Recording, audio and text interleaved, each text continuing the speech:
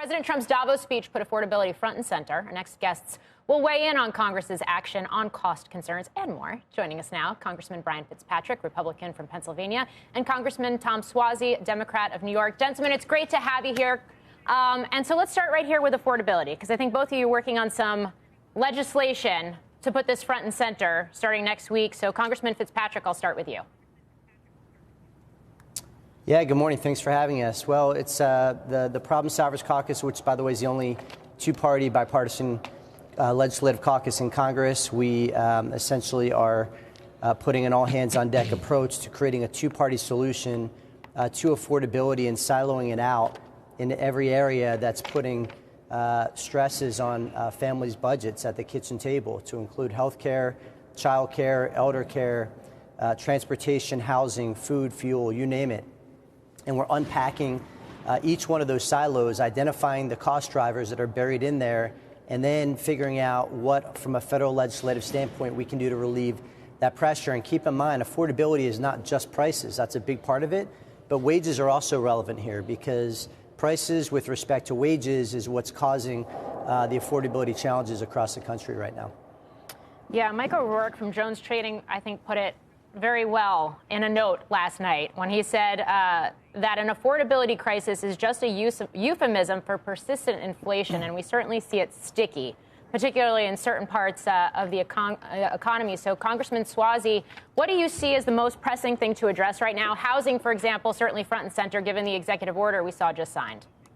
Well, there's no question that housing is right there at the top of the list. It's one of the biggest drivers of household expenses, but you have to look at everything. You can't just look at one. You have to look at healthcare.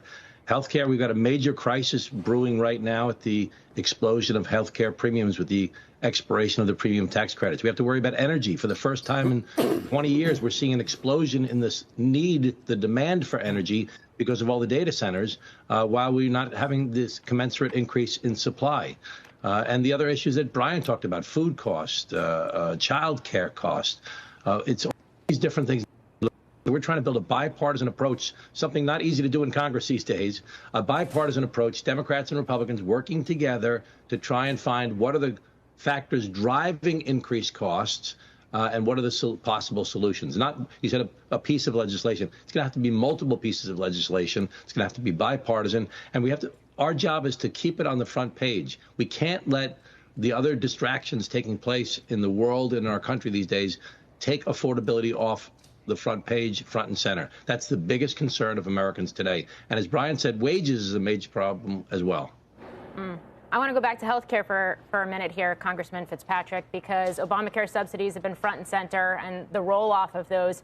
You've been very focused and very vocal on this, even as we see other pieces of health care legislation moving through and potentially attached, I think, via the Senate to this big spending bill where PBMs are concerned. We're going to see some sort of, I guess, package around subsidies clear Congress? Well, we got it through the House. Tom and I and many of our colleagues in our group got it through the House. It was a lot of work, but it was very, very important because, as Tom pointed out, healthcare is really at the center of the affordability challenges facing people across the country. Tom and I and many of our colleagues put together a two-party solution that would have provided an off-ramp, migrating subsidies going to the insurance companies and migrating that to the individuals through health savings accounts and the expansion thereof. We have PBM reform in there, much more robust than what's being currently considered, but we'll take any incremental progress we can get. And also making sure that the assistance that's provided by the federal government is targeting the lower and middle income earners.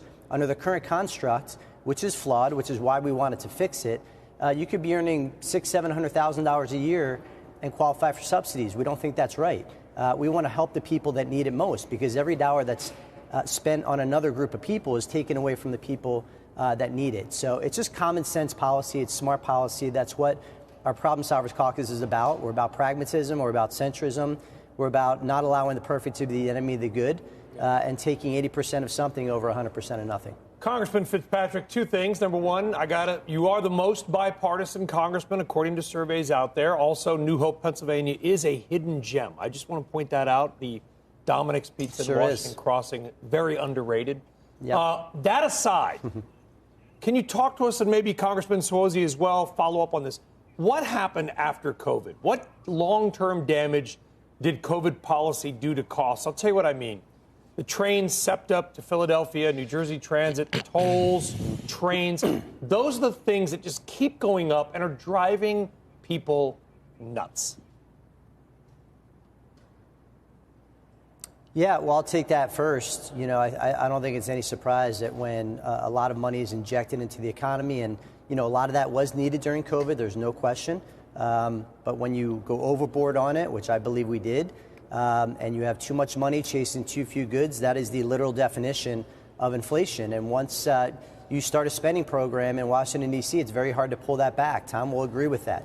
Once you give benefits and people become accustomed to them, it's very hard to pull them back once they're granted. So that's the situation we're in now. But we believe that we have to take a whole of government approach, be fiscally prudent. By the way, a debt and deficit commission and the debt and deficit itself is a big part of this affordability agenda that Tom and I and our group are working on.